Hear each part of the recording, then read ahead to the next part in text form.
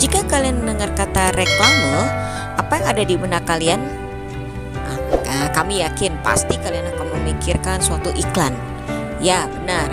Tapi sebenarnya iklan itu adalah bagian dari reklame. Wah, makin menarik ya. Sekarang kita lihat apa sih pengertian dari reklame itu sendiri. Reklame yaitu suatu tindakan yang ditujukan untuk menarik perhatian orang atas suatu jenis barang atau jasa dengan cara membangkitkan minat dan kemauan seseorang untuk memiliki atau memakai jasa tersebut. Nah, contoh media reklame adalah misalnya audio. Audio ini menggunakan suara, bunyi, atau suatu tanda yang dapat didengar. Malam-malam ketika dingin, ketika kalian sedang lapar, lalu kalian mendengarkan suara penjual bakso lewat dengan mengetukkan mangkuknya. Apakah kalian tertarik untuk membeli? Nah, jika kalian tertarik, itu termasuk reklame. Hebat kan? Sederhana, tapi itu reklame. Kenapa? Karena membuat kita tertarik untuk membelinya. Berarti dia berhasil membangkitkan minat kita. Kemudian yang kedua adalah visual. Contohnya menggunakan gambar dan tulisan yang dapat dilihat. Ketika kalian sedang membaca suatu majalah, koran, ataupun media-media cetak lainnya, lalu kalian melihat gambar makanan, lalu kalian tiba-tiba ingin membelinya, atau suatu barang yang karena ulasannya menarik kalian ingin membeli, itu iklan. Tapi harus kita baca. Beda dengan audio. Audio itu kita dengar. Nah, kemudian ada yang lebih lengkap lagi, yaitu audio visual. Nah, sesuai namanya, ini bisa didengar dengan pendengaran, lalu bisa dilihat karena menggunakan gambar. Contohnya adalah, nah ini dia yang sering kalian lihat, yaitu iklan-iklan atau reklame di televisi, di internet. Makin menarik karena menggunakan objek atau subjek yang jauh lebih membuat kita makin menarik. Misalnya mereka menampilkan artis dan lainnya. Itu awal daya jualnya mereka, sehingga kita tertarik untuk memperhatikan iklan tersebut dan telah tertanam di otak kita. Kemudian kita akan mengingat benda tersebut. Jika kita butuh suatu saat, maka kita akan membeli apa yang ada di otak kita. Itu adalah tujuan reklame. Nah, itulah reklame. Menarik bukan? Mari kita bahas satu persatu. Wah, ternyata reklame itu macam-macam loh. Ada sekitar 5 pembagian dari reklame itu sendiri. 1 dibagi menurut tujuannya, yaitu ada yang komersial dan non-komersial. Yang kedua, menurut atau berdasarkan medianya, yang barusan kita bahas, ada audio, visual, dan audiovisual. Ketiga, berdasarkan sifatnya, ada yang berupa peringatan, ajakan, atau penerangan. Keempat, menurut pemasangannya, ada yang indoor dan outdoor. Kemudian yang kelima, berdasarkan bentuknya. Nah, ini banyak. Ada yang iklan yang barusan kita sebutkan, ada spanduk, brosur, embalase, poster. Ini akan kita bahas tersendiri soal poster. Lalu ada baliho, banner, billboard, leaflet, dan kalender. Nah, satu persatu akan kita bahas semuanya. Sekarang kita masuk, yaitu menurut tujuannya. Reklame menurut tujuannya terbagi 2. 1 komersial, lalu yang kedua non komersial. Komersial adalah reklame dengan tujuan untuk mempromosikan barang atau jasa kepada masyarakat. Reklame ini bertujuan mendapatkan keuntungan, sehingga banyak dilakukan oleh perusahaan-perusahaan ataupun produsen-produsen alat yang untuk mempromosikan barangnya agar laku di pasaran dan memberi keuntungan bagi mereka. Ini sering kita lihat di media-media televisi ya, yang salah satu menjadi media hiburan. Kemudian yang kedua adalah reklame non komersial. Karena ada kata non, maka bertujuan ini bukan hanya memberikan keuntungan. Untuk tujuan utamanya adalah memberikan penjelasan, pemberitahuan, penerangan, imbauan, atau ajakan kepada masyarakat agar melakukan isi pesan. Biasanya dilakukan oleh instansi pemerintah. Misalnya imbauan untuk tertib lalu lintas, imbauan untuk membayar pajak, bahkan layanan-layanan masyarakat seperti masa pandemi sekarang ini. Misalnya ada iklan kita untuk mematuhi protokol-protokol kesehatan. Nah, karena tujuan utama reklame membuat orang tertarik, maka syarat mutlak dari suatu reklame yaitu harus menarik. Apalagi syarat-syarat lainnya, perhatikan ya. 1. Kata-katanya jelas dan mudah dipahami, tidak bertele-tele, tidak menggunakan bahasa-bahasa tinggi yang membuat orang berpikir untuk memahaminya. Yang kedua, bahasanya baik dan menarik, juga dengan ukuran huruf yang sesuai, tidak terlalu kecil sehingga menyulitkan orang untuk membaca bahkan memahaminya. Yang ketiga, ilustrasi menarik serta mudah diingat. Ilustrasi ini bisa berupa gambar ataupun perpaduan warna yang menarik. Kemudian yang tidak kalah penting yaitu tata letak gambar dan tulisan yang baik. Gambarnya saling mendukung tulisannya, serta tulisan-tulisan yang memacu atau membuat orang tertarik untuk memahami reklame tersebut. Sekarang kita masuk pada reklame menurut sifatnya. Ada 3, yaitu 1. Reklame peringatan yang bertujuan untuk meningkatkan kesadaran dan kewaspadaan masyarakat.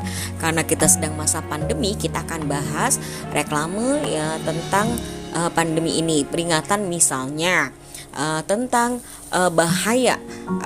bahaya virus corona atau COVID-19 ini kepada masyarakat.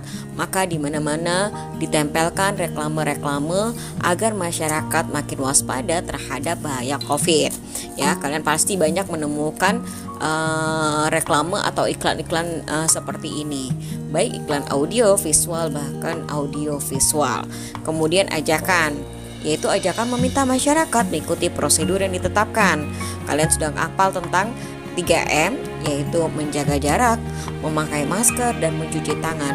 Itulah termasuk reklame ajakan masyarakat untuk mengikuti prosedur yang sudah ditetapkan.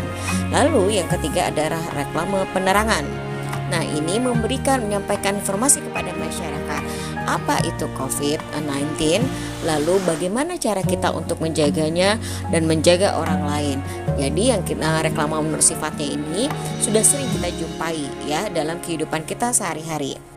Sekarang kita membahas reklame menurut pemasangannya. Artinya menurut pemasangannya adalah tempat di mana reklame tersebut dipasangkan. Sesuai namanya ada 2, yaitu indoor dan outdoor. Indoor artinya di dalam ruangan. Karena berada di dalam ruangan, biasanya reklame ini berukuran lebih kecil karena ruangannya terbatas. Sebaliknya outdoor, yaitu berada di luar ruangan, memiliki bentuk yang lebih bebas. Kenapa? Jelas karena ruang yang dimilikinya tidak terbatas. Sekarang kita masuk ke reklame yang paling banyak bentuknya, yaitu reklame dilihat dari bentuknya. 1, yaitu iklan. Iklan adalah reklame singkat yang bertujuan mempromosikan barang atau jasa dalam bentuk visual, yaitu tulisan atau gambar dalam media cetak atau elektronik. Ini sering sekali kalian saksikan ketika kalian menonton televisi atau melihat internet. Kedua adalah spanduk, yaitu reklame yang memuat informasi reklame komersial atau non-komersial yang dibuat secara ringkas, padat, dan jelas dengan menggunakan kain atau sejenisnya. Ketika musim-musim kampanye, kalian akan lihat di sepanjang jalan banyak sekali spanduk-spanduk yang ditujukan untuk mendongkrak atau mempromosikan suatu pasangan calon tertentu. Juga bisa pada bentuk iklan atau barang yang ingin dipasarkan. Yang ketiga yaitu brosur. Nah, dia dibentuk dalam bentuk lembaran kertas. Informasinya lebih rinci dan jelas. Disampaikan dengan cara disebarluaskan secara langsung agar dibaca dan dipahami konsumen atau target yang akan dipilih. Keempat ada embalase, yaitu reklame yang ditempatkan langsung pada kemasan produk, berfungsi sebagai daya tarik pemberitahuan dan informasi tentang produk tersebut. Misalnya, di sini ketika membeli barang, bisa sering sekali membaca manfaat barang tersebut, dan dimana kalau penjelasannya sangat bagus, kita akan tertarik untuk membeli kembali barang tersebut. Itu maksudnya embalase. Kemudian poster yang bagian kelima, ini akan kita pelajari lebih jauh ya, karena ini poster adalah iklan reklame yang paling banyak kita temui dalam kegiatan sehari-hari, yaitu reklame berupa selembaran kertas yang berisi gambar dan tulisan yang dibuat semenarik mungkin, yang ditempatkan dengan cara ditempel di tempat-tempat yang umum dan strategis. Yang lalu yang keenam yaitu baliho, yaitu reklame yang berisi gambar atau tulisan menarik dan informatif dengan ukuran besar yang ditempatkan di tempat umum dan strategis menggunakan tiang besar. Yang kuat yang bersifat semi permanen. Ya, biasanya berupa lampu-lampu yang tertentu ya, jadi sekaligus sebagai penerangan jalan atau sekaligus sebagai iklan ya. Kemudian yang ke-8 yaitu billboard. Billboard ini ada reklame yang berisi gambar atau tulisan yang menarik dan informatif dengan ukuran besar, ditempatkan pada atap dinding pertokoan instansi tertentu yang bersifat permanen. Kalian lihat di pinggir-pinggir jalan raya banyak sekali iklan dalam bentuk billboard yang sangat besar ya. Biasanya menggunakan gambar-gambar yang menarik perhatian yang dari jauh bahkan terlihat. Kemudian kita melewati kata banner ya. Nah, banner ini yaitu reklame dalam bentuk kotak, biasanya dicetak dalam bentuk digital printing dan ditempatkan di depan toko ya, yang menggunakan penyangga. Dia lebih kecil dibandingkan billboard. Billboard sangat besar ya karena sifatnya permanen. Lalu yang ke-9 yaitu leaflet, atau kalian bisa menyebutnya dengan kata pamflet ya, yaitu reklame yang berupa lembaran kecil yang dilipat-lipat yang berisi informasi lengkap dan rinci, langsung agar mudah diambil, mudah dilihat pada konsumen yang dituju. Itu tujuan dari pamflet atau leaflet. Kemudian yang ke-10 yaitu kalender. Apakah kalender bisa membuat jadi iklan? Tentu saja bisa, dengan memberikan tambahan gambar dan tulisan pada bagian depan atau bagian atas kalender selain sebagai fungsi dari kalender itu sendiri. Ini adalah 10 bagian reklame menurut bentuknya. Bisa kalian pahami satu-satu ya. Perhatikan cerita berikut ini. Pada suatu hari, Raya dan teman-teman kelas 6 mengunjungi pameran produk makanan dan kerajinan Indonesia di Gedung Serbaguna di pusat kota. Saat berkeliling, melihat-lihat berbagai produk yang dipamerkan, Raya melihat sebuah poster yang menarik perhatiannya. Poster itu dipajang di salah satu stand milik peserta pameran. Pemilik stand tersebut adalah bapak bernama Pak Sarjono. Pak Sarjono memamerkan produk makanan olahan dari berbagai bahan lokal seperti ubi, singkong, dan talas. Bahan-bahan lokal tersebut diolahnya menjadi makanan yang berkualitas dan tidak kalah dengan produk makanan dari luar negeri. Selain itu, mengolah bahan makanan juga dengan menggunakan teknologi modern. Pak Sarjono juga sangat memperhatikan kemasan dan untuk produknya. Menurut Pak Sarjono, pada era globalisasi ini, kita harus dapat berpikir global dan bertindak lokal agar dapat bersaing di pasar global. Berkaitan dengan reklame yang kita pelajari, di sini ada berbagai macam hal-hal berkaitan dengan reklame. Salah satunya adalah tadi dikatakan tentang poster. Raya tertarik karena begitu banyak poster-poster yang tertempel dan menarik perhatiannya. Itu yang pertama. Kedua, Pak Sarjono selain menggunakan poster-poster yang menarik ditempelkan, juga menggunakan kemasan-kemasan yang menarik perhatian orang untuk melihat kemudian membelinya. Ini juga salah satu bentuk reklame. Nah, sekarang kita pelajari apa yang dimaksud dengan poster, yaitu reklame berupa selembaran kertas yang berisi gambar dan tulisan yang dibuat semenarik mungkin dan ditempatkan dengan cara ditempel di tempat-tempat umum yang strategis. Menarik mungkin ini bisa dalam bentuk komposisi warna atau gambar atau hal-hal lain, bahkan melalui kata-kata yang unik, kata-kata yang sedang trending dan sebagainya. Nah, itulah gunanya poster. Nah, jadi ini poster adalah bentuk iklan sederhana yang sebenarnya bisa kalian buat atau bisa kalian ciptakan jika kalian kelak mempunyai produk atau kalian ingin membuat layanan-layanan masyarakat, bisa digunakan dengan melalui poster ini. Secara sederhana perhatikan di slide kalian ada 2 contoh poster. Ya, ada poster pada bagian kiri dan kalian karena kita masih membahas tentang pandemi yang sedang kita alami agar mudah kalian pahami ya. Ini sering kalian lihat ya. Ini ada 2 jenis poster yang berbeda dalam bentuk desainnya. Ada yang berwarna kuning, ada yang berwarna latar belakang biru atau hijau lembut seperti ini. Nah, mana yang menurut kalian jauh lebih menarik? Jika ditanya seperti itu, memang balik lagi ke selera orang ya. Ada yang menyukai warna cerah, ada yang menyukai warna yang cenderung kalem atau tenang-tenang seperti di sebelahnya. Nah, cuma satu yang perlu diingat adalah tujuan kita adalah menarik perhatian. Warna yang sangat mencolok biasanya cenderung orang untuk memperhatikan. kemudian akan tanpa sengaja atau disengaja mereka akan cenderung ingin membaca. Nah, itu tujuan dari laga poster ya, dari warna kuning. Jadi pertama kali orang pasti akan cenderung melihat yang berwarna ya. Baru yang kedua adalah mereka akan memperhatikan tulisan atau gambar yang terdapat di dalamnya.